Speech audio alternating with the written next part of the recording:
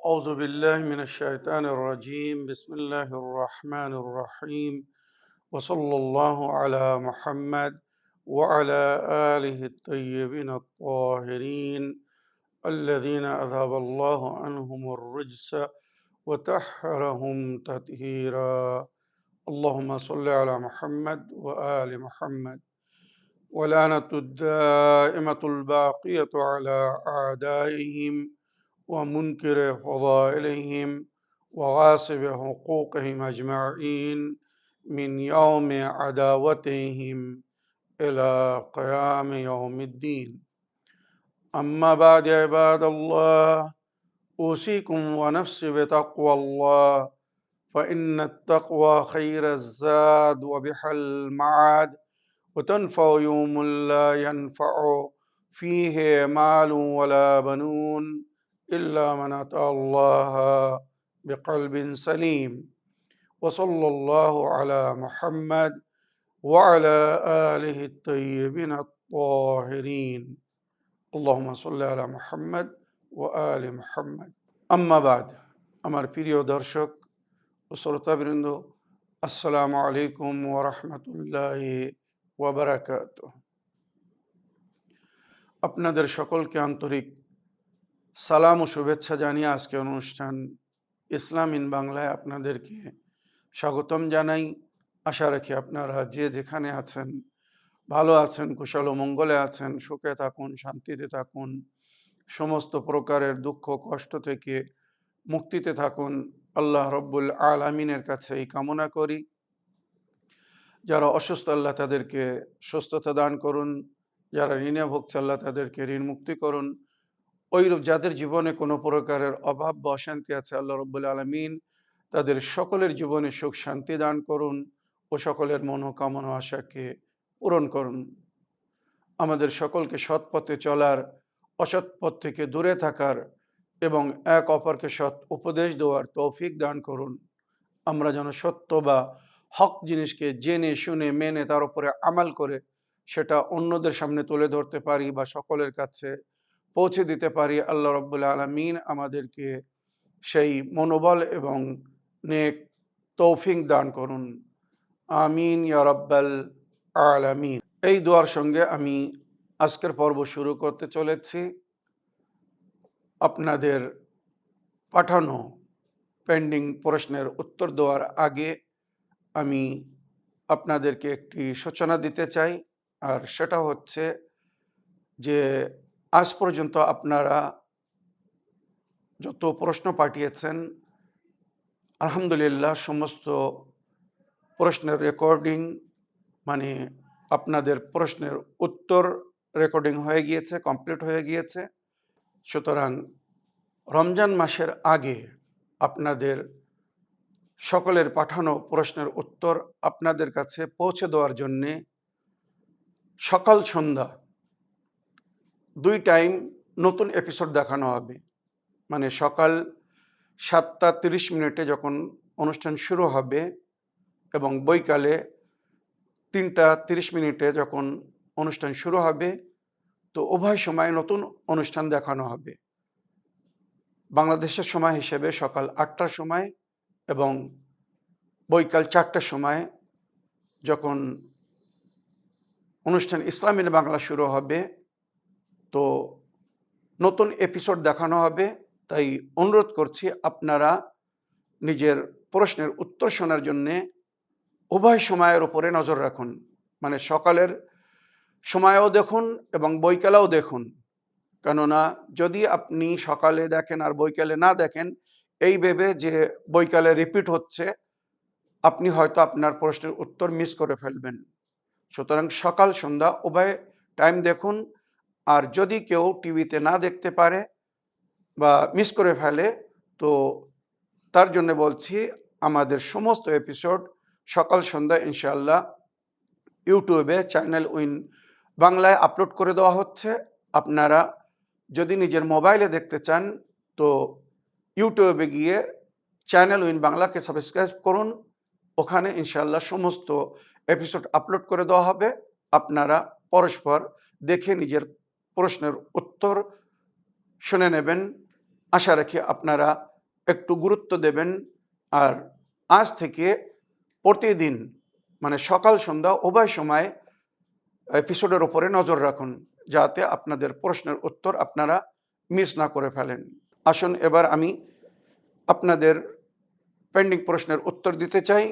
আগে কিছু লিখিত চিঠি আছে, সেটা পড়ব, তারপর ইনশাল্লাহ আপনাদের অডিও রেকর্ডিং প্লে করব। প্রথম চিঠি লিখছেন বাংলাদেশ থেকে আলী মেহেদি নূর সাহেব। কেবলা সালামুন আলাইকুম, আমি আলী মেহেদি নূর, ঢাকা বাংলাদেশ থেকে। আমি আপনাকে একটা প্রশ্ন পাঠিয়েছিলাম, অডিও প্রশ্ন, যে ইমাম আলী আলাইহিসসালামের প্রতি আমাদের আকীদা কেমন হওয়া উচিত ওনার শিয়া হিসাবে, কিন্তু অনেক দিন যাবত এটি ঝুলে আছে। মনে হয় চ্যানেল উইন প্রশ্নটি আপনার কাছে ফরওয়ার্ড করেনি। ওয়ালাইকুম আসসালাম রহমতুল্লাহি ওয়া বারাকাতুহু। আমার প্রিয় ভাই আলী মেহেদি নূর সাহেব, আপনার চিঠি লেখার জন্য আপনাকে ধন্যবাদ জানাই। আমি পরিপূর্ণ বিশ্বাস রাখি আপনার প্রশ্নের উত্তর আমি দিয়েছিলাম। জানি না কি কারণে উত্তর পেলে হয়নি বা আপনি শোনেননি। কোথায় মিস্টেক হয়েছে আমি বলতে পারছি না। আমার ভাই কিছু মনে করবেন না, তবে আপনার প্রশ্নের উত্তর আমি খুব সংক্ষিপ্তে এখানে দিতে চাই। এর আগে আমি বিস্তারিত উত্তর দিয়েছি, সুতরাং আজকে আমি সংক্ষিপ্ত বলবো। হযরত আলী আলাইহিস সালামের সম্পর্কে আমাদের যে বিশ্বাস বা আকীদা, সেটা হচ্ছে উনি আল্লাহর ওলি ছিলেন, আর প্রিয় নবী করিম সাল্লাল্লাহু আলাইহি সাল্লামের প্রথম খলিফা বা প্রতিনিধি। নবী করিম সাল্লাল্লাহু আলাইহি সাল্লাম নিজের জীবনেই ওনাকে গাদির হুকুমের ময়দানে নিজের পরের জন্যে বা পরবর্তী দিনের জন্যে খলিফা নিযুক্ত করেছিলেন, উম্মতের অভিভাবক বানিয়েছিলেন। এই বলে মান কুনতু মাওলাহ ফাহাদা আলিউন মাওলা। আজ পর্যন্ত আমি তোমাদের মধ্যে যাদের অভিভাবক বা মাওলা ছিলাম, আজ থেকে আলী তোমাদের অভিভাবক বা মাওলা। সুতরাং হযরত আলী আলাইহিস সালামকে আমরা নবীর পরে মানি। নবীর চেয়ে তো বড় নয় উনি, কেননা উনি নিজে বলেছেন আনা আব্দুম মিন আবিদে মুহাম্মদ, আমি মুহাম্মদ নবীর সেবক বা গোলামের মধ্যে একজন গোলাম। তো সুতরাং গোলাম আকার চেয়ে তো উত্তম বা বড় হতে পারে না। কিছু লোকেরা আছে, তাদের মধ্যে ভুল ধারণা আছে, আর তারা মিথ্যা অপবাদ দেয় যে শিয়ারা আলী আলাইহিস সালামকে নবীর চেয়ে তো বেশি গুরুত্ব দেন বা নবীর চেয়ে তো বড় মনে করেন। আবার অনেক এমনও আছে যারা মানে পরিপূর্ণ ভুল বিশ্বাসের মধ্যে আছে, আর সেটা হচ্ছে যে শিয়ারা বলে জিব্রাইল ভুল করে কোরআন আলী আলাইহিস সালামকে না দিয়ে নবীর কাছে পৌঁছে দিয়েছিল। আসল কোরআন আল্লাহ আলী আলাইহিস সালামের উপর অবতীর্ণ করতে চেয়েছিলেন, কিন্তু জিব্রাইল ভুল করে সেটা নবীর কাছে পৌঁছে দিয়েছিলেন। এটা কিন্তু মিথ্যাচার, মিথ্যা অপবাদ। জিব্রাইল আমিন, আমানতদার ফেরেশতা, ফেরেশতা কখনো ভুল করে না। এই কোরআনের প্রতি আমাদের বিশ্বাস হারিয়ে যাবে যদি জিব্রাইলকে আমরা খোদা না খাস্তা খায়েন মনে করি, যে উনি খেয়ানত করেছেন, উনি আলী আলাইহিস সালামকে না দিয়ে নবীকে দিয়েছিলেন। তো এই ধরনের বিশ্বাস কিন্তু কোন প্রকৃত মুমিন বা মুসলমানের বিশ্বাস হতে পারে না। সুতরাং এই ধরনের ভুল ধারণা নিজেদের মধ্যে থেকে বাইর করে দিন। আবার অনেকে এমনও মিথ্যাচার করে রেখেছে যে শিয়ারা আলীকে খোদা মনে করে যেমন খোদার কাছে চায়, ওইরূপ আলী আলাইহিস সালামের কাছে চায়। এটাও তাদের একটা পরিপূর্ণ ভুল ধারণা। হযরত আলী আলাইহিস সালামকে যারা খোদা বলেছিল, হযরত আলী নিজে তাদেরকে তলোয়ার দিয়ে গর্দন উড়িয়ে দিয়েছিলেন, এই বলে যে আমি খোদা নয়। আর নিজে নতশির হয়ে সেজদা করে নামাজ পড়ে দেখিয়েছিলেন যে আমি যদি খোদা হতাম তাহলে আমি কারো সামনে কেন নতশির হতাম, কেন সেজদা করতাম, কেন নামাজ পড়তাম। তো এগুলো আমাদের বিশ্বাসকে আরো মজবুত করে যে মাওলা আলী আলাইহিস সালাম উনি না খোদা ছিলেন না নবী ছিলেন। কিছু মুসলমানেরা ভুল ব্যাখ্যা করে রেখেছে যে হযরত আলী আলাইহিস সালামকে শিয়ারা নবীর চেয়ে তো বড় মনে করে। কখনো না। আমরা সব সময় সর্বপ্রথম আল্লাহর প্রতি বিশ্বাস রাখি, তারপরে আল্লাহর প্রিয় নবীর প্রতি বিশ্বাস রাখি, আর নবীর হুকুম অনুযায়ী যেটা উনি আল্লাহর অর্ডারে বা আল্লাহর হুকুমে হযরত আলী আলাইহিস সালামকে নিজের খলিফা করেছিলেন বা উম্মতের অভিভাবক বানিয়েছিলেন, সুতরাং নবীর পরে আমরা হযরত আলী আলাইহিস সালামকে নিজের অভিভাবক বলে মেনে থাকি। আর এটা যদি আপনারা দেখতে চান তো আহলে সুন্নাত ভাইদের বিখ্যাত বই হিলিয়াতুল আউলিয়া খণ্ড নম্বর 1 পৃষ্ঠা নম্বর 86-তে এই হাদিস দেখুন। নবী করিম সাল্লাল্লাহু আলাইহি ওয়াসাল্লাম বলেছেন, মান সাররা আন ইয়াহইয়া হায়াতি ওয়া ইয়ামুতু মামাতি, তোমাদের মধ্যে যে ব্যক্তি আমার মতো জীবন যাপন করতে চায় আর আমার মতো মৃত্যুবরণ করতে চায়, ওয়াইয়াসকুনু জান্নাতা আদনিন গারাসা রাব্বি, আর ওই জান্নাতে থাকতে বা প্রবেশ করতে চায় যে জান্নাতকে আমার প্রতিপালক নিজে হাতে সাজিয়েছে, ফালিউআলি আলিয়াম মিন বাদি, সে যেন আমার পরে আলীকে নিজের অভিভাবক বলে গ্রহণ করে, আলীকে আমার পরে যেন নিজের আকা ও মাওলা বলে মেনে নেয়। তো এর কথা নবী বলেছেন, সুতরাং নবীর পরে মাওলা আলী আলাইহিস সালামকে আমরা নিজের অভিভাবক বা নিজের মাওলা বলে মানি, এবং ওনার আন্ডারে থেকে উনি যেভাবে আমাদেরকে নবীর শরীয়ত বলেছেন আমরা তার উপরে চলার পরিপূর্ণ চেষ্টা করি, কেননা উনি হচ্ছেন ইমাম। নবুয়তের পরে ইমামত শুরু হয়েছে, আর প্রথম ইমাম হচ্ছেন হযরত আলী আলাইহিস সালাম, আর ইমামরা হচ্ছেন মাহফিজে শরিয়ত। নবী সাহেবে শরিয়ত, শরিয়ত উনি শিখিয়েছেন, উনি দিয়েছেন, আর ইমামরা হচ্ছেন মাহফিজে শরিয়ত, অর্থাৎ নবী যে দিন এবং শরিয়ত ছেড়ে গেছেন ওই দিন এবং শরিয়তের রক্ষক ইমামরা। কিয়ামত পর্যন্ত নবী করিম সাল্লাল্লাহু আলাইহি সাল্লামের তালিমাত বা ইলাহি দিনের রক্ষার দায়িত্ব ইমামদের। তাই যতদিন আল্লাহর দিন আছে, ইসলাম আছে, কোনো না কোনো ইমাম থাকবে এই দিনের রক্ষার জন্যে, এই দিনের হেফাজতের জন্য, এই ইসলামিক সংবিধানের রক্ষার জন্য, এই কোরআনের সঠিক তাফসীর করার জন্য। তাই আজও যুগের ইমাম ইমামে মেহেদী আলাইহিস সালাম বেঁচে আছেন আমাদেরকে সঠিক শিক্ষা দেওয়ার জন্য, কোরআনের সঠিক তাফসীর করার জন্য। তো ইমামত নবুয়তের পরে তো আমরা হযরত আলী আলাইহিস সালামকে ইমাম বলে মানি, মাহফিজে শরিয়ত, মানে নবী যেভাবে শরিয়তকে ছেড়ে গেছেন সেইভাবে শরিয়তকে বাকি রাখার দায়িত্ব মাওলা আলী আলাইহিস সালাম বা ওনার পরে বাকি ইমামদের। তাই মনে রাখবেন, হযরত আলী আলাইহিস সালাম মুসলমানরা যখন প্রকাশ্য রূপে ওনাকে খলিফা স্বীকার করে নিয়েছিল, মেনে নিয়েছিল, 3 খলিফার পরে যখন মাওলা আলী আলাইহিস সালামকে তারা খলিফার রূপে গ্রহণ করে থাকে বা গ্রহণ করেছিল, মাওলা আলী আলাইহিস সালাম যে নামাজ পড়িয়েছিলেন, তো মাওলা আলী আলাইহিস সালামের পিছনে বরিষ্ঠ এবং নবীর ঘনিষ্ঠ সাহাবীরা যারা বেঁচে ছিলেন সেই সময়, হযরত আলী আলাইহিস সালামের পিছনে নামাজ পড়ার পরে তারা ঐক্যবদ্ধ হয়ে সবাই বলেছিল, সাল্লাইনাল ইয়ৌম কামা কুন্না নুসাল্লি ফি আহদি রাসূলিল্লাহ, আজ আমরা সেই নামাজ পড়েছি যে নামাজ কখনো নবীর পিছনে পড়তাম, নবীর যুগে পড়তাম। সাল্লাইনাল কামা কুন্না নুসাল্লি খালফা রাসূলিল্লাহ, আজ আমরা সেই নামাজ পড়েছি যে নামাজ নবীর পিছনে পড়তাম জামাতে, যেমন নামাজ নবী পড়াতেন আজ আলী আলাইহিস সালাম সেই নামাজ আমাদেরকে পড়িয়েছেন। তার মানে কি মাঝখানে নামাজের নিয়ম পদ্ধতি কেউ না কেউ চেঞ্জ করেছিল, আর এরা কারা ছিল আমার মনে বলার প্রয়োজন নেই। আর সেই ভুলের মধ্যে আজও উম্মতের অধিকাংশ লোকেরা পড়ে আছে। তারা যদি নবীর পরে মাহফিজে শরিয়তের রূপে, দিনের রক্ষক রূপে নবী যে নিজের আহলে বায়তকে ছেড়ে গেছেন, সেই আহলে বায়তের পথকে যদি তারা ধারণ করত, আহলে বায়তের পথের পথিক হতো, কোরআন এবং আহলে বায়তকে মেনে চলতো, আজ পুরো উম্মত ঐক্যবদ্ধ হয়ে একই ধরনে, একই রূপে, একই নিয়ম শৃঙ্খলার উপরে আল্লাহর উপাসনা ইবাদত করত, কোনো প্রকারের মতভেদ বা অশান্তির কারণ হতো না। কিন্তু দুঃখের বিষয়, যখন তারা কোরআন এবং আহলে বায়তকে ছেড়ে রাজাদের দিনের ওপরে বা যারা নবীর পরে জোরপূর্বক নবীর জায়গা নিয়েছিল, অবৈধভাবে খেলাফতি গ্রহণ করেছিল, যখন তাদের তৈরি করা শরীয়তের উপরে চলেছে, মতভেদ হয়েছে। যুগের সঙ্গে সঙ্গে পরিবর্তনের উপরে পরিবর্তনের পরে পরিবর্তন হয়েছে। বানু উমাইয়ার রাজারা একরকম শরীয়ত চালিয়েছে, বানু আব্বাসের রাজারা অন্য আর একরকম শরীয়ত চালিয়েছে।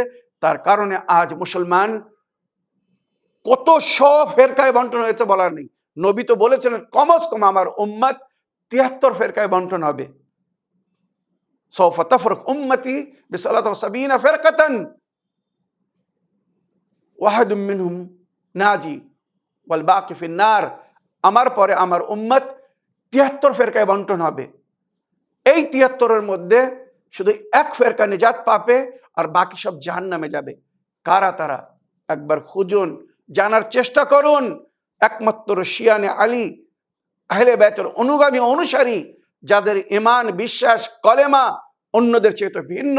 সুতরাং এই এক দল, এই এক গ্রহ, এই আহলে বাইতের অনুগামী ও অনুসারীরা ছাড়া আর কেউ এই দাবি করার হক রাখে না বা ক্ষমতা রাখে না যে এরা নিজাত পাবে।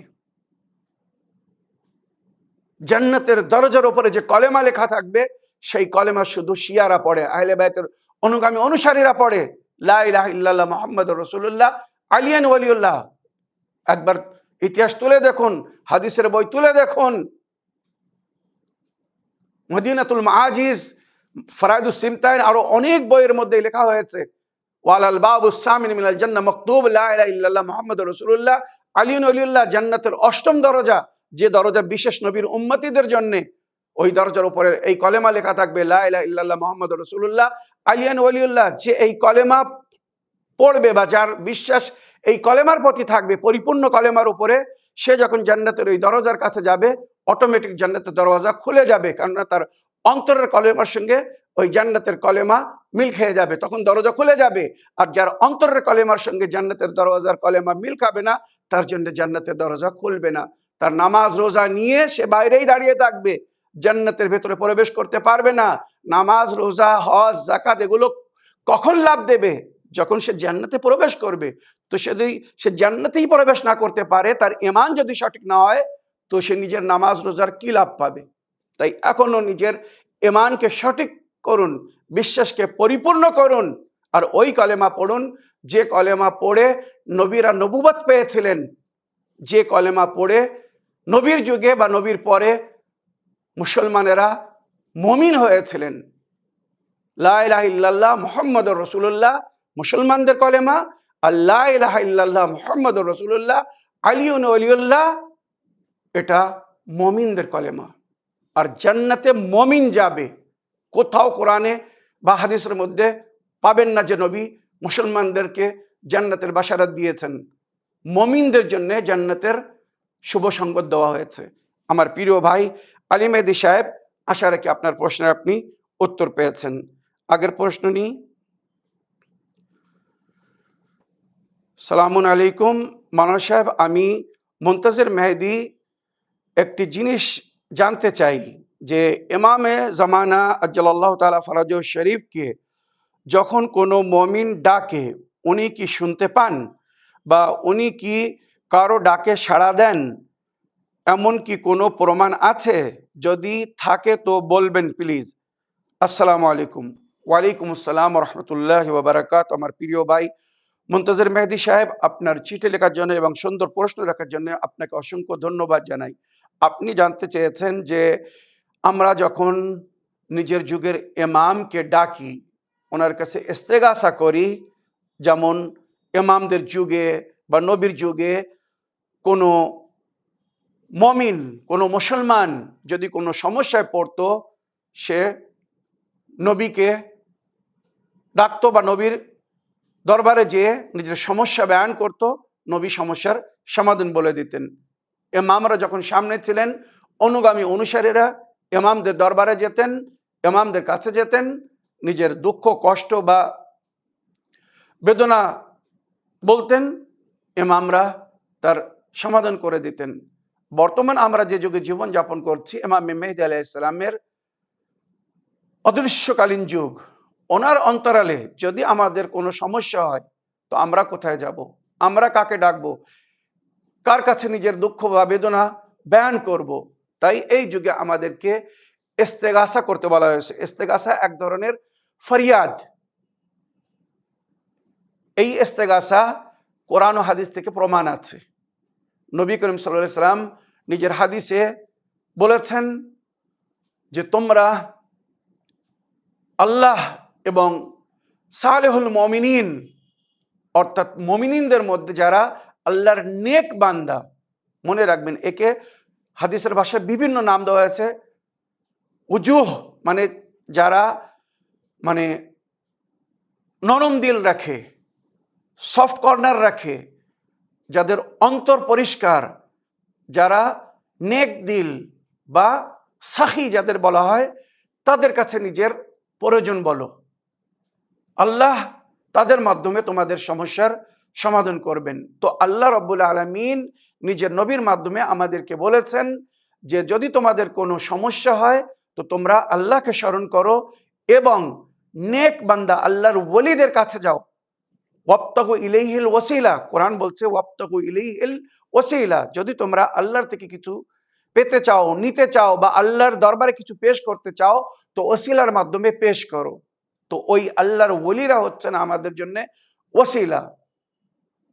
যুগের নবী বা যুগের ইমামকে আব্দ মাবুদের মাঝখানে ওসিলা বলা হয়েছে, যানাদের মাধ্যমে আমাদের আমাল আল্লাহর দরবারে যাবে বা যানাদের মাধ্যমে আল্লাহ রব্বুল আলামিন আমাদের উপরে কৃপার নজর করবে। আর এটা হাদিসে কুদসির মধ্যে উল্লেখ আছে, নবী করিম সাল্লাল্লাহু আলাইহি সাল্লাম বলেছেন। সুতরাং সেই হিসাবে আমরা নিজের যুগের ইমামের কাছে ইস্তেগাসা করি। আর নিঃসন্দেহে যখন কেউ অন্তর থেকে যুগের ইমামের অন্তরালে যখন অন্তর থেকে কেউ ওনাকে স্মরণ করেন তো ইমাম তার ডাকে সাড়া দেন। সুতরাং প্রমাণস্বরূপ এখানে একটা ঘটনা বলছি আমার প্রিয় ভাই আপনার জন্যে এবং আমার দর্শকবিন্দুদের জন্যে। এক সময় বাহরাইনে যখন নাসিবি বা আহলে বায়তের শত্রুরা রাজত্ব করছিল, মনে রাখবেন বাহরাইনে আজও শিয়াদের সংখ্যা বেশি। বাহরাইন যে দেশ বা কান্ট্রি আরব দেশের মধ্যে, মনে রাখবেন শিয়াদের সংখ্যা সর্বসময় বেশি ছিল। আর আজও বাহরাইনের 70%, 60 থেকে 70% শিয়া মুসলমানেরা ওই দেশে বসবাস করছে, আর 40% বা তারও কম অন্য মুসলমানেরা। তারপরেও কিন্তু দেশে ক্ষমতায় শিয়ারা না, অন্যরা আছে। আর তারা ক্ষমতায় থাকার কারণে আজও তারা ওই দেশে শিয়াদের উপরে জুলুম করছে, অত্যাচার করছে। আর তার পেছনে পরিপূর্ণ সমর্থন বা সাপোর্ট করছে সৌদি আরব। যাক, এখানে আমি ও বিষয়ে আলোচনা করতে চাই না। ঘটনাটা হচ্ছে এই যে ওই দেশের রাজার এক নাসিবি মন্ত্রী ছিল, আহলে বাইতের প্রতি ঘৃণা করত আর শিয়াদের চরম শত্রু ছিল। সুতরাং শিয়াদেরকে মারার একটা ষড়যন্ত্র করলো। কিভাবে? তার বাড়িতে একটি ডালিম গাছ লাগালো। ডালিম গাছে যখন ফল আসলো তো সে একটা কাঠের ফর্মা তৈরি করলো, আর কাঠের ফর্মার ভিতরে 4 খলিফার নাম লিখলো। কাঠের ফর্মা আপনারা জানেন, মানে 2 পার্ট তৈরি করলো। 2 পার্টকে যদি কোনো ফলের ওপরে লাগিয়ে দেওয়া হয় আর এই ফল যখন আস্তে আস্তে বড় হবে তো ভেতরে যেটা লেখা আছে ওই ফলের ওপরে প্রিন্ট হয়ে যাবে, মানে ফলের ওপরে একটা চাপ সৃষ্টি হবে, ফল বড় হবে আর ফল যেটা লেখা আছে ওইটা ফলের উপরে লিখে উঠবে। সুতরাং ষড়যন্ত্র কি করলো, ওই নাসেবি আহলে বাইতের শত্রু ওই মন্ত্রী ডালিম ফল যখন বেশ একটু বড় হয়ে গেল একটা ফর্মা তৈরি করে ওই ফর্মার মধ্যে মুসলমানদের যে 4 খলিফা বিখ্যাত, হজরতে আবু বকর, হজরতে উমর, হজরতে ওসমান এবং হজরত আলী আলাইহিস সালাম, 4 খলিফার নাম লিখিয়ে ওই ফর্মাটা ওই আনারের উপরে চড়িয়ে দিল। যখন বেশ বড় হয়ে গেল চড়িয়ে দিয়ে বেঁধে দিল।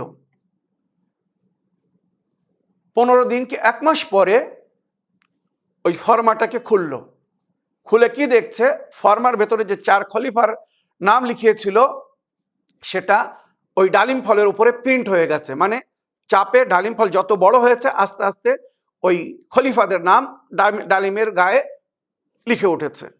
এবার ওই ডালিমটা ভেঙে রাজদরবারে নিয়ে এসেছে, এসে বলছে শিয়া আলিমদেরকে ডাকা হোক আর এই হকিকত তাদেরকে বলা হোক বা জানানো হোক যে দেখো তোমরা যে খলিফাদেরকে মানো না, আল্লাহর কুদরত দেখো, ডালিম ফলের উপরে ওই খলিফাদের নাম উঠেছে যারা প্রকৃত নবীর পরে নবীর খলিফা ছিলেন। যদি সেটা না হতো তাহলে এই ডালিম ফলের উপরে ওই 4 খলিফার নাম কি করে ভেসে উঠলো, কি করে লেখা উঠলো, কোথা থেকে লেখা আসলো? তার মানে কি এটা আল্লাহর তরফ থেকে একটা ইশারা দেওয়া হচ্ছে যে নবীর এই 4 জন খলিফা ছিলেন। সুতরাং দরবারে সমস্ত শিয়া আলিমদেরকে ডাকা হলো, এবারে তাদেরকে সেই আনার দেখানো হলো। আর আনার দেখিয়ে তাদেরকে বলা হলো হয় তোমরা এই হকিকতকে অ্যাকসেপ্ট করো, মেনে নাও যে নবীর পরে নবীর এই 4 জন খলিফা ছিলেন, আর যদি না মানো তাহলে এর উত্তর নিয়ে আসো। যদি এর উত্তর না দিতে পারো তোমাদেরকে শিরচ্ছুদ করে দেওয়া হবে, মৃত্যুদণ্ড দেওয়া হবে, তোমাদের সবাইকে ফাঁসি দেওয়া হবে, আর নইলে তলোয়ার দিয়ে গর্দন কেটে দেওয়া হবে। আর তোমাদের বউ বাচ্চাদেরকে হয় দেশান্তরী করে দেওয়া হবে, আর নইলে তাদেরকে কারাগারে বন্দি করে দেওয়া হবে, আর নইলে অন্যদের দাসী করে রাখা হবে। চিন্তা করুন কিভাবে ষড়যন্ত্র করেছে। শিয়া আলিমরা ওই ডালিম ফল দেখে আশ্চর্য, কি করে হতে পারে। সুতরাং তারা বলল আমাদেরকে 3 দিনের সময় দেন, 3 দিনের মধ্যে আমরা এর উত্তর আপনাকে জানাচ্ছি। আমরা কখনো ওটা মানতে পারি না যেটা হকিকত না। নবী নিজের পরে 12 জন ইমামের ঘোষণা করেছেন, নিজের জীবনেই উনি 12 জন ইমামের নাম বলে গিয়েছেন। সুতরাং আমরা শিয়া ইসনা আশারি 12 ইমামের মাননেওয়ালা, আমরা এই 4 খলিফাকে যেভাবে আপনারা মানছেন আমরা ওই জিনিসটা গ্রহণ করতে পারবো না বা পারি না। আমরা কখনো সত্যকে মানার পরে, হককে কবুল করার পরে বাতিলের দিকে যেতে পারি না। সুতরাং বাদশার তরফ থেকে, রাজার তরফ থেকে তাদেরকে 3 দিনের সুযোগ দেওয়া হলো, মহলাত দেওয়া হলো। 3 দিনের মধ্যে যদি উত্তর না দিতে পারো তো তোমাদেরকে মৃত্যুদণ্ড দেওয়া হবে।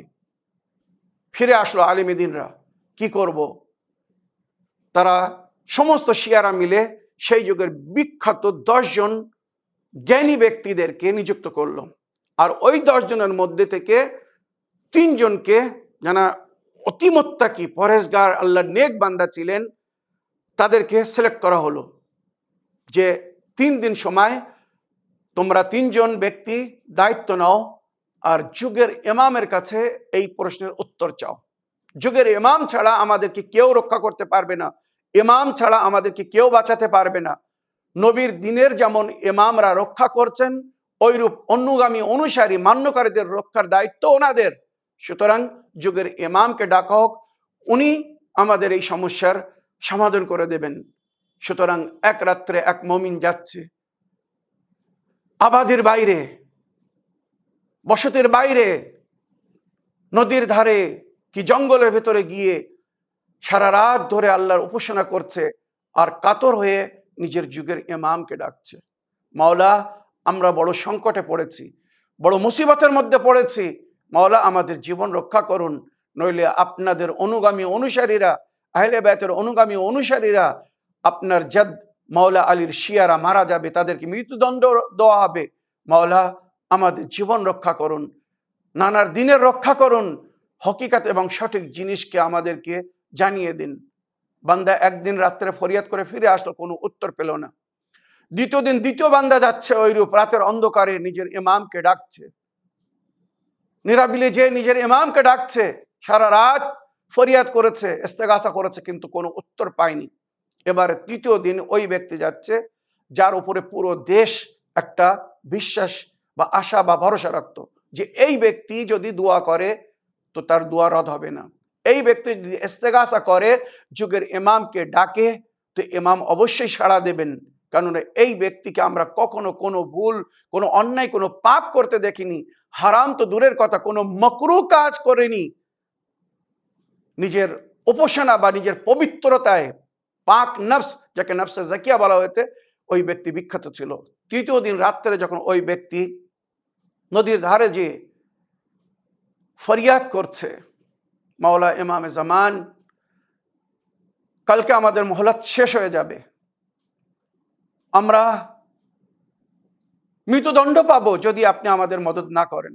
মাওলা, আমরা কোথায় যাব? আপনি যুগের ইমাম, আপনি যদি মদত না করেন তো আমাদের মদত কে করবে? কে আমাদের জীবন রক্ষা করবে? এইভাবে কাঁদছিল আর ফরিয়াদ করছিল। এমন সময় কেউ তার কাঁধের উপরে হাত রাখলো। যখন হাত রাখলো, পিছনে মুড়ে দেখে একজন আরবি যুবক, জওয়ান, দেখতে অতি সুন্দর, সাদা পোশাক, মাথায় সবুজ আমামা, এবং কাঁধের উপরে যেমন নবী করিম সাল্লাল্লাহু আলাইহি ওয়াসাল্লাম কামলি রাখতেন ওইভাবে কামলি রাখা আছে। সালাম করলেন, ইমাম উত্তর দিলেন, আপনি কে? আমি সেই ব্যক্তি যাকে তুমি ডাকছো, যার কাছে তুমি ফরিয়াদ নিয়ে এসেছো। মাওলা, এর আগে দুদিন আপনি কেন আসেননি? মাওলা, আপনি তৃতীয় দিন কেন এসেছেন? আমরা বড় চিন্তায় ছিলাম, সবাই চিন্তায়, যে কাল কি হবে, কাল আমরা মারা যাব, আমাদেরকে মৃত্যুদণ্ড দেওয়া হবে। মাওলা, এত দেরি কেন করেছেন? ইমামে জামানা কি বললেন জানেন? তোমরা নিজের জীবন রক্ষার জন্য 3 দিনের সময় কেন নিয়েছিলে?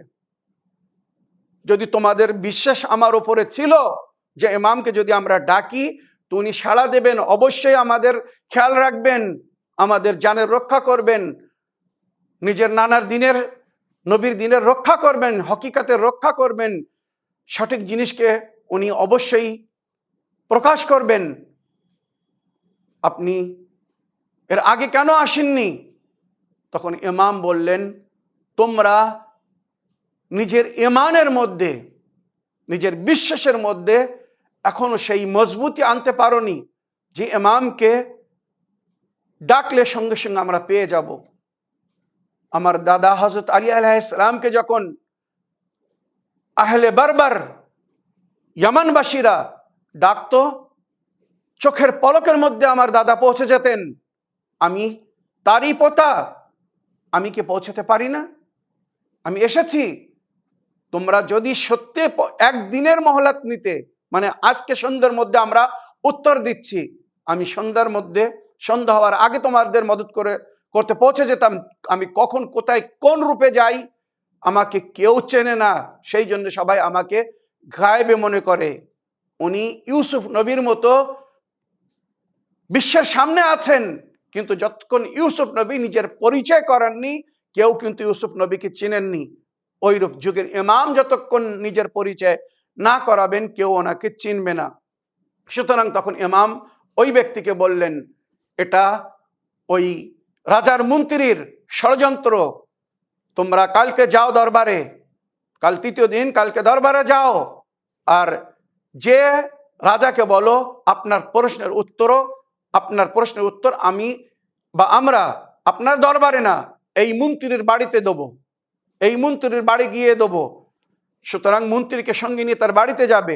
তার বাড়িতে ছাদের ওপরে একটা ঘর করে রেখেছে, ছোট ঘর। ওই ঘরের ছাদের কোনায় সেই ফর্মা লুকিয়ে রেখেছে। ওই ডালিমের ওপরে যে নাম লেখা উঠেছে, আসলে ওটা ওই মন্ত্রীর ষড়যন্ত্র। ওই ফর্মার মধ্যে 4 খলিফার নাম লিখে কভার রূপে ওই ডালিমের ওপরে চড়িয়ে রেখেছিল। ডালিম ফল যখন বড় হয়ে গেল, ওই নাম ডালিমের উপরে প্রিন্ট হয়ে গেল। সুতরাং মন্ত্রী চেষ্টা করবে আগে যাওয়ার, কিন্তু তাকে আগে যেতে দেবে না। তোমরা আগে যাবে আর ওই ফর্মা বের করে বাদশার হাতে দিবে আর বলবে, দেখুন এই হচ্ছে হকিকত, এই বাদশার আপনার মন্ত্রীর ষড়যন্ত্র, এটা আল্লাহর তরফ থেকে না, এটা মন্ত্রীর তরফ থেকে করা হয়েছে আমাদেরকে আঘাত করার জন্যে, আমাদেরকে মৃত্যুদণ্ড দেওয়ার জন্যে। সুতরাং সংক্ষিপ্তে বলতে চাই, যেভাবে ইমাম হকিকত বলে দিলেন, পরের দিনে বাদশার দরবারে গিয়ে সেইভাবে বলা হলো, মন্ত্রীর বাড়িতে গিয়ে ওই ফর্মা বাহির করা হলো। ওই ফর্মা বাহির করে যখন রাজার সামনে দেখানো হলো, যে দেখুন এই ফর্মার মধ্যে নাম লেখা আছে, এই ফর্মা মন্ত্রী নিজের ওই ডালিমের ওপরে চড়িয়ে রেখেছিল বলে ওই নাম প্রিন্ট হয়ে গেছে। তখন রাজা বলছে, আমি কি করে সত্য মানব যে তোমরা যেটা বলছো এটা সঠিক? এই ফর্মার মধ্যেও নাম হয়তো কুদরতি হতে পারে, মন্ত্রী না লেখাতে পারে। তখন ইমাম বলেছিলেন, যদি বাদশাহ রাজা অস্বীকার করে তখন রাজাকে বলবে এই ডালিম ফলকে ভাঙা হোক। ডালিম ফলের মধ্যে ডালিমের দানা হবেন, তাই তো ডালিমের দানা থাকে, সবাই খেতে পছন্দ করে। আপনি এই ডালিম ফলকে ওই মন্ত্রীকে ভাঙতে বলুন। যখন এই ডালিম ফল ভাঙা হবে ওর মধ্যে থেকে কালো ছাই বাইর হবে, ডালিমের কোনো দানা থাকবে না, কালো ছাই হবে। আর যেই মন্ত্রী ওই ডালিম ফলকে ভাঙবে ওই কালো ছাই বাইর হয়ে তার পুরো মুখকে কালো করে দেবে। আর কিয়ামত পর্যন্ত, মানে যতদিন সে বেঁচে থাকবে, মরেও যাবে, তার ওই কালি সে ধুতে পারবে না। আল্লাহ তাকে এই সাজা দেবে। আহলে বায়তের শত্রুতার বা আহলে বায়তের অনুগামী অনুসারীদেরকে লজ্জিত করার জন্য সে যে চেষ্টা করেছে, মৃত্যুদণ্ড দেওয়ার জন্য সে যা পাপ করেছে, ওই পাপের সাজা দুনিয়ায় এই যে ওর ওই মুখ আর পরিষ্কার হবে না, ওই মুখ কালো হয়ে থাকবে মরা পর্যন্ত। সুতরাং বাদশাহকে যখন বলা হলো, বাদশাহ মন্ত্রীকে বলছে, যদি এই কথা সঠিক হয়ে থাকে তো এই ডালিম তুমি ভাঙো। বাদশাহর হুকুম ছিল, মন্ত্রী নিজের হাতের ওপরে রেখে জোরে মেরে ডালিমকে যেই ভেঙেছে, ডালিমের মধ্যে থেকে মানে কালো পাউডার উড়ে এসে তার পুরো চেহারাকে কালো করে দিয়েছে। আর যতদিন বেঁচে ছিল তার চেহারা সে কখনো পরিষ্কার করতে পারেনি। মনে রাখবেন, দুশমন আহলে বায়তের এই হচ্ছে দুনিয়ায় সাজা। আরো দুশমন আহলে বায়তের কি সাজাবে আলমে বারজাকে, ইমামে মুসা কাদিম আলাইহিস সালামের জীবনী যেদিন শুনিয়েছিলাম যে আহলে বায়তের শত্রুরা কি সাজার মধ্যে আছে আলমে বারজাকে। জাহান্নামে তো যাবে কিয়ামতের বিচারের পরে, তবে কিয়ামতের বিচারের আগে তারা যে সাজা ভোগ করছে, যে আল্লাহর আযাব ভোগ করছে, এগুলো আমি শুনিয়েছি, শুনুন। সুতরাং আমার প্রিয় ভাই মুনতাজির মেহেদী সাহেব, আশা রাখি আপনার প্রশ্নে আপনি উত্তর পেয়েছেন।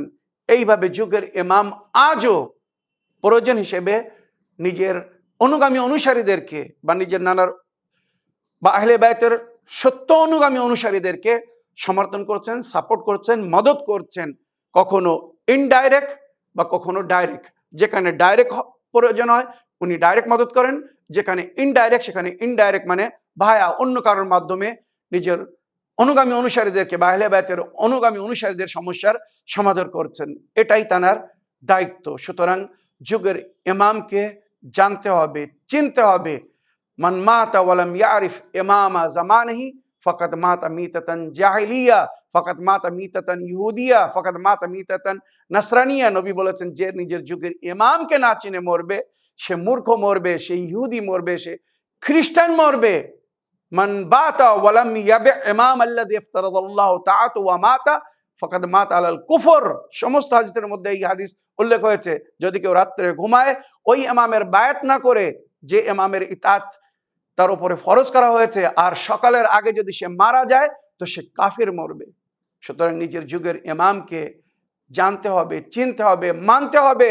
যে ইমামের সঙ্গে কাল হাশরের ময়দানে আমাদেরকে ডাকা হবে, ইয়াউমা নাদউ কুল্লা উনাসিম বিইমামিহিম, সূরা বনী ইসরাঈল আয়াত নম্বর ৭১ এরশাদ হচ্ছে, সেই দিনকে স্মরণ করো যেদিন সমস্ত মানুষকে তার ইমামের সঙ্গে ডাকা হবে।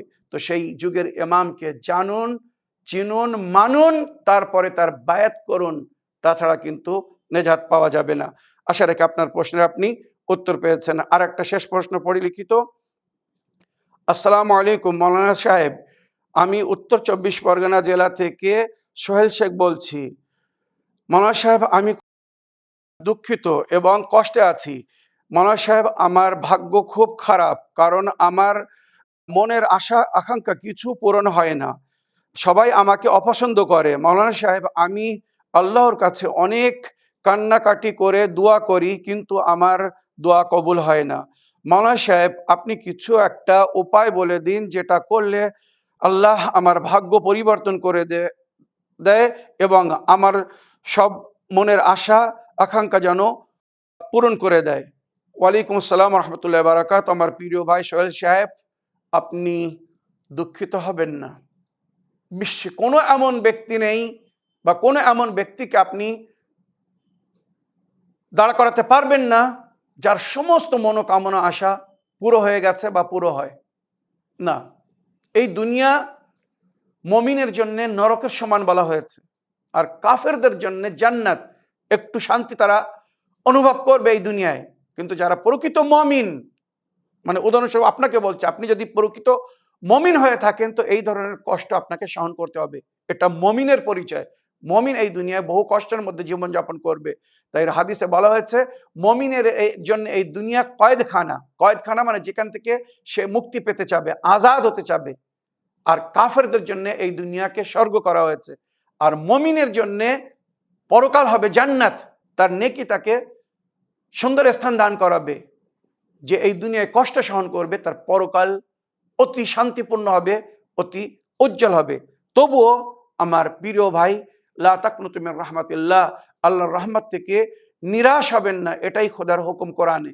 সুতরাং নিজের জীবনে পরিবর্তন আনার জন্যে সময়ে নামাজ পড়ুন, বেশিরভাগ সময় পাক পবিত্র থাকুন, নফসকে পাক রাখুন এবং হালাল পানাহার করুন। নাজিস খাবেন না, হারাম খাবেন না, নাজিস খাবেন না, হারাম খাবেন না। শারীরিক এবং মানবিক পবিত্রতা উপলব্ধি করে অবলম্বন করে এবারে প্রতি নামাজের পরে, প্রতি ফরজ নামাজের পরে এই দোয়া পড়ুন। বিসমিল্লাহির রহমানির রহিম। আল্লাহুম্মা ইয়া মুকাল্লিবাল কুলুবি ওয়াল আবসার, ইয়া মুদাব্বিরাল লাইলি ওয়ান নাহার, ইয়া মুহাওওয়ালাল হাওলি ওয়াল আহওয়াল, হাউইল হালানা ইলা আহসানিল হাল। ইয়া মুকাল্লিবাল কুলুবি ওয়াল আবসার, ইয়া মুদাব্বিরাল লাইলি ওয়ান নাহার, ইয়া মুহাওওয়ালাল হাওলি ওয়াল আহওয়াল, হাউইল হালানা ইলা আহসানিল হাল।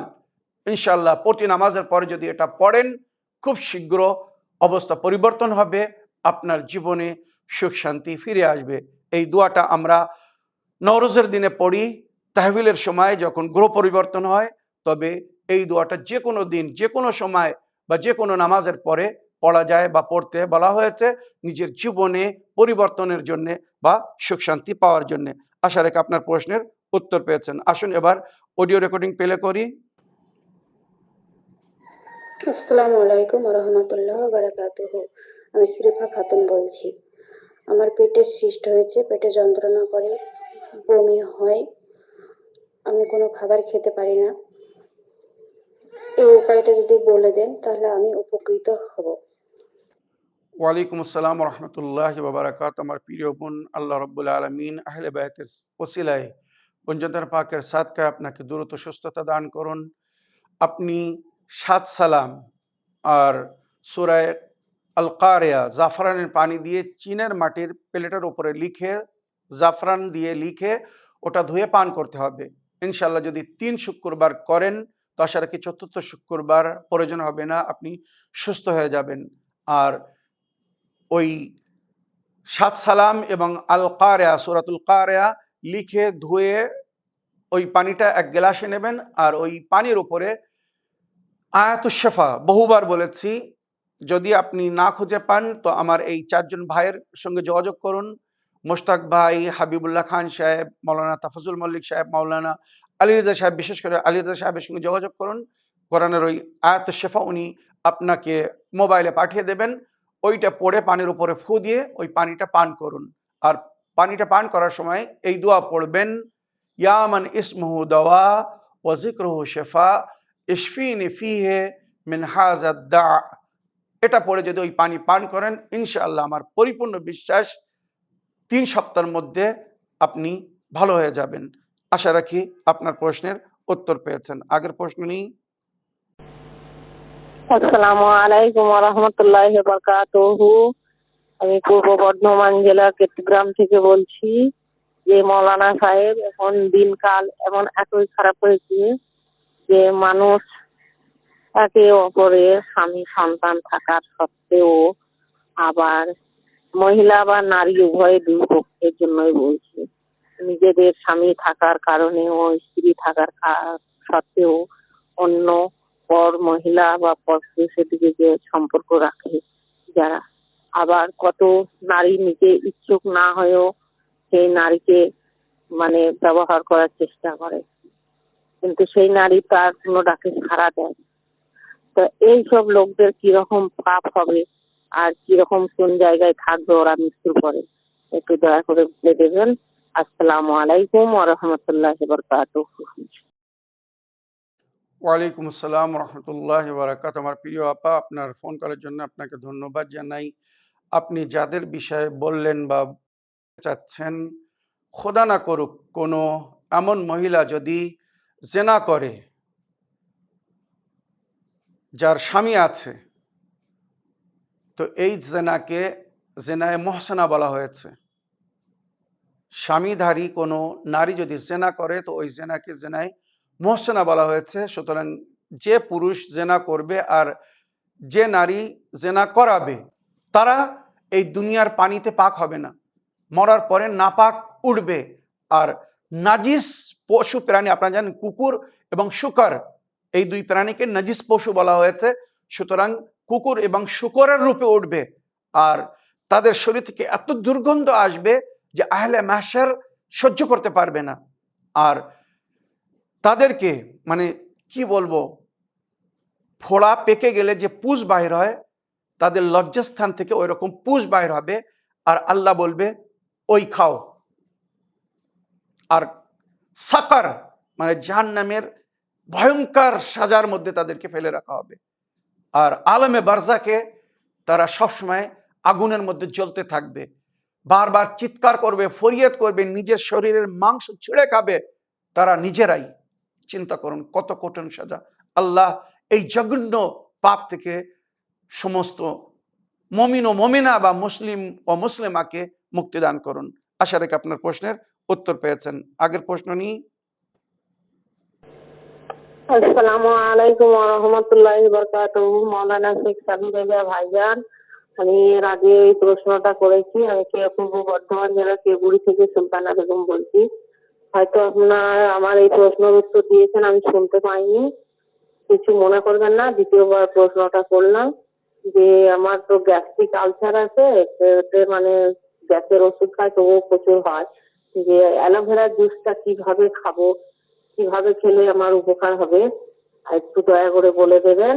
আমার বাড়িতে অ্যালোভেরা গাছ আছে এবং বাড়িতে তুলসী গাছ লাগানো যাবে কিনা এটা একটু দয়া করে বলে দেবেন। আসসালামু আলাইকুম ওয়া রাহমাতুল্লাহি ওয়া বারাকাতুহু। ওয়ালাইকুম আসসালাম রহমতুল্লাহ বারাকাত। আমার প্রিয় আপা, আপনার পুনরায় ফোন করার জন্য ধন্যবাদ জানাই। আপনার প্রশ্নে আমি উত্তর কয়েকবার দিয়েছি, আপনি হয়তো মিস করেছেন। সুতরাং আরও একবার সংক্ষিপ্তে বলে দিই। অ্যালোভেরার পাতা কেটে ওপরের সবুজ ছালকে ছিলে দেবেন, আর ভেতরে যে আঠা থাকে ওইটা ছোট ছোট টুকরো করে নেবেন, ছোট ছোট পিস করে নেবেন। আর সামান্য নুন মাখিয়ে যদি তার সঙ্গে জয়তুনের তেল একটু লাগিয়ে নিতে পারেন অতি উত্তম, ওটা খেতেও সুবিধা হবে। আর যদি জয়তুনের তেল না সংগ্রহ করতে পারেন তো সামান্য নুন মাখিয়ে ইয়ামান ইসমহু দাওয়া ওয়া যিকরুহু শিফা ইশফিনি ফিহি মিন হাযাদ দা, এই দোয়া বলে ফু দিয়ে ওইটা মানে মুখে রেখে ট্যাবলেটের মতো খেলে নিন। ছোট ছোট টুকরো কেটে নেবেন, ট্যাবলেটের মতন খেয়ে নিন। কিছুদিন যদি এভাবে খান, নিশ্চিন্তে থাকুন, আপনার গ্যাসের রোগ, পেটের সমস্ত রোগ থেকে আপনি মুক্তি পাবেন। তাছাড়া অনেকে টিপে আঠা বাইর করে ওই আঠার সঙ্গে সামান্য ওই যে অ্যালোভেরার রস বা আঠা যাকে বলা হয়, সামান্য নুন মাখিয়ে ওটাকে পান করে নেয়। ওটাও এমনভাবে পান করতে পারেন। আশা রাখি আপনি নিজের প্রশ্নের উত্তর পেয়েছেন। তুলসী বাড়িতে লাগাতে পারেন, কোনো অসুবিধে নেই। বিশেষ করে কাশি হলে তুলসীর পাতা আর মধু যদি মিক্স করে চাবানো হয় তো কাশিতে আরাম দেয়। আরও অনেক লাভ আছে, কোনো অসুবিধা নেই। এগুলো কুদরতের সৃষ্টি, এটা আল্লাহর সৃষ্টি গাছ। সুতরাং গাছের যে গুণ, তার থেকে লাভবান হওয়া বা সেই গাছ লাগানো কোনো অসুবিধা নেই। আশা রেখে আপনার প্রশ্নের উত্তর পেয়েছেন। আজকের এপিসোডের শেষ প্রশ্ন নিই। আসসালামু আলাইকুম ওয়া রাহমাতুল্লাহি ওয়া বারাকাতুহু। আমি পূর্ব বর্ধমান থেকে কেউগুড়ি গ্রাম থেকে সুলতানা বেগম বলছি। আমার প্রশ্ন যে মাওলানা শেখ সাবির রেজা ভাইজান যে বিশেষ বিশেষ রাতগুলি নিয়ে আলোচনা করে, এই রাতগুলি কিন্তু আমাদের মসজিদে মাওলানা সাহেবরা সবসময় করে না, করে 3টে রাতের আলোচনা করে, 3টে কি 2টো, শবে বরাতে আর লাইলাতুল কদরে, এই দুটো রাত নিয়ে আলোচনা করে। কিন্তু কোনো দিনের ইমামের বা কোনো অলি আলার আল্লাহ নবীর যে মৃত্যু দিবস, জন্ম দিবস, এইগুলো কিন্তু আলোচনা করে না। কিন্তু আমার এই দর্শক বিন্দুদের মাঝে আমরা মেয়ে মানুষ মসজিদে যেতেও পারি না, বলতেও পারি না, কিন্তু যারা আমার ভাই, চাচা, বাবা, আব্বা, মামা, মানে বিভিন্ন রকমের যারা শুনেন, তিনারা যদি একটু মৌলভী সাহেবকে গিয়ে আলোচনা করতে বলেন মসজিদে, মসজিদে এইসব দিনগুলো যদি আলোচনা করে, এইসব দিনের নিয়ম আমল নামা যদি আলোচনা করে, কিন্তু গ্রাম প্রতিবেশী মহিলারাও চেষ্টা করতে পারে। কিন্তু যারা সবাই নামাজ না পড়লেও যারা পড়ে, তারা কিন্তু এই আমলগুলো বুঝতেও পারে না, শুনতেও পারে না। আমার ইসলামিক বাংলার দর্শক বিন্দুকে বলছি, আপনারাও চেষ্টা করবেন। আর মৌলানা শেখ সাবির রাজা ভাইজান, আপনিও একটু এইগুলো মসজিদের মৌলানা সাহেবদের একটু আলোচনা বিস্তারিত করতে বলবেন, যে এভাবে আপনি বলছেন এইভাবে যেন তারা বলে। যেমন সবে মিরাজের রাত চলে গেল, এত বড় একটা রাত, এত সুন্দর একটা আমলের রাত, আপনি যেভাবে বলেছেন ওইভাবেই নামাজ পড়েছি, যতটুকু শিখতে পেরেছি ততটুকুই করেছি, চেষ্টা করেছি। কিন্তু এই রাতের কোনো আমল নামা মসজিদে, আমাদের গ্রামে 4টে মসজিদ, একটা মসজিদেও আলোচনা করেনি। ওয়ালাইকুম আসসালাম রহমতুল্লাহ বাবরাকাত। আমার প্রিয় আপা, আপনি বড় বেদনার কথা বলেছেন। আপনি যে সমস্ত মোল্লা মৌলবীদের কথা বলছেন, তারা ওইগুলো কেন বলে না, এর দুটি কারণ। প্রথম কারণ হচ্ছে তারা আহলে বায়তকে জানে না, চেনে না, ওই সমস্ত হকিকত তারা জানে না। আর কিছু মোল্লা মৌলবীরা আছে, তারা জানে কিন্তু মানে না। মনে রাখবেন, কিছু লোক আছে যারা আসলেই জানে না, তারা আহলে বায়তের জীবনী পড়েনি বা পড়ে না। আর কিছু লোকেরা আছে তারা জানে কিন্তু মানে না, তাই তারা অন্ধকারের মধ্যে পড়ে আছে। আর উম্মতকে, আল্লাহর বান্দাদেরকে অন্ধকারের মধ্যে ফেলে রেখেছে। তারা যদি এই সমস্ত হকিকত জেনে পাবলিককে বলতো, তারা আজ অন্ধকারের মধ্যে থাকতো না, তাদের জীবনে উজ্জ্বলতা আসতো। তারা নবীর আহলে বায়তের দিনকে ফলো করে সঠিক পথের পথিক হতো। কিন্তু তখন তাদের ওই জালি হাদিস আর মিথ্যা দিন যার প্রচার করছে, ওইগুলো নিয়ে আর কিছু করতে পারতো না। তো তারা নিজের পেটে লাথি মারতে চায় না, ওই জন্যে তারা ওই সমস্ত হকিকতগুলোকে লুকিয়ে রেখেছে। আসবে ইনশাআল্লাহ। যেমন আমি বলছি, আল্লাহর নেক বান্দারা আস্তে আস্তে আগে আসছে। তাআওয়ানু আলাল বিররি ওয়াত তাকওয়া ওয়ালা তাআওয়ানু আলাল ইসমি ওয়াল উদওয়ান। কোরআন বলছে, নেকিতে এক অপরের সহযোগিতা করো, অন্যায় পাপে কেউ কারোর সাথ দিও না।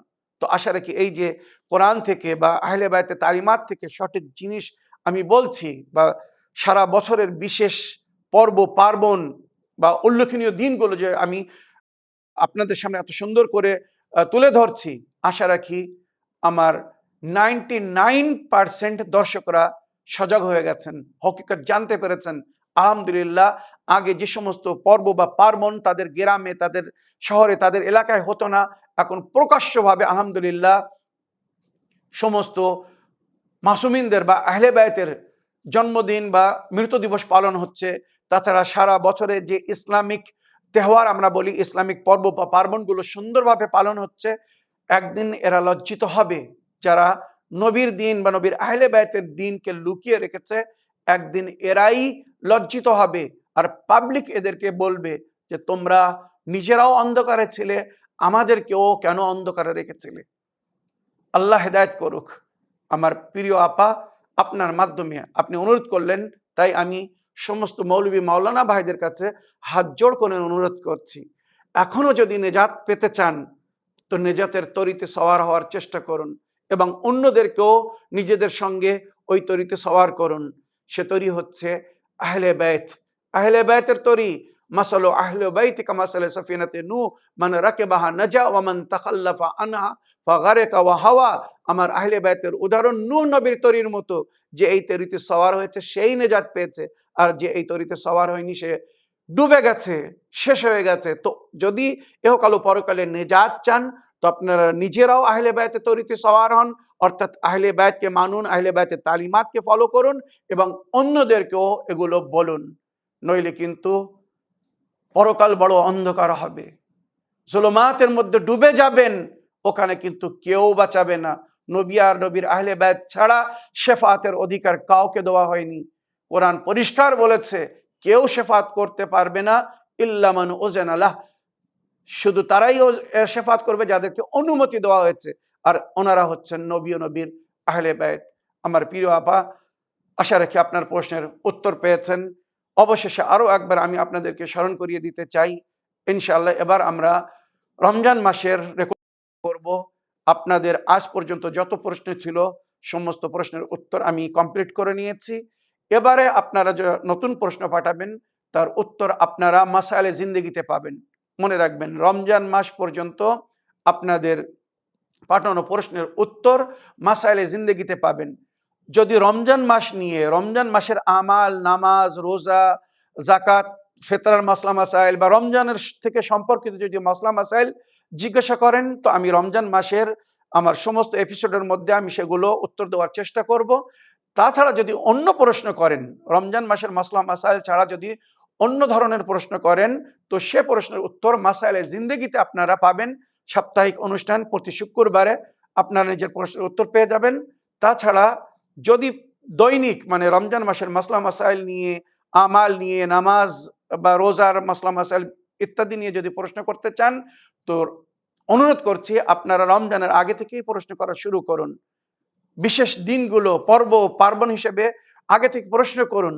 অনেক সময় কালকে সেই পার্বণ মনে করুন কালকে লাইলাতুল কদর, আর আজকে যদি প্রশ্ন করেন লাইলাতুল কদরের সম্পর্কে, আমার সম্পর্কে, আপনি কিন্তু উত্তর পাবেন না। কেননা কমস কম এক সপ্তাহ আগে আমরা বিশেষ এপিসোডগুলো রেকর্ড করে নিই যাতে ডিস্টার্ব না হয়, অসুবিধা না হয়। সুতরাং আপনারা এক সপ্তাহ কি 10 দিন আগে থেকে বিশেষ প্রশ্ন শুরু করে দিন। আশা রাখি আমাদেরকে নিজের প্রশ্নের মাধ্যমে সহযোগিতা করবেন, নিজেরাও জানুন, অন্যদেরকেও জানান। আপনাদের প্রশ্নের মাধ্যমে কত লোক যে শিক্ষা পাচ্ছে আপনারা হয়তো খবর রাখেন না। আর এই সকলের নেকিতে আমিও আপনি, আমরা সবাই শরীক হব। এর সুন্দর জাযা আল্লাহর তরফ থেকে ইহকাল ও পরকালে পাবো। এই বলে আমার আজকের বক্তব্য এখানে শেষ করলাম। ওয়া আখিরু দাওয়ানা আলহামদুলিল্লাহি রাব্বিল আলামিন।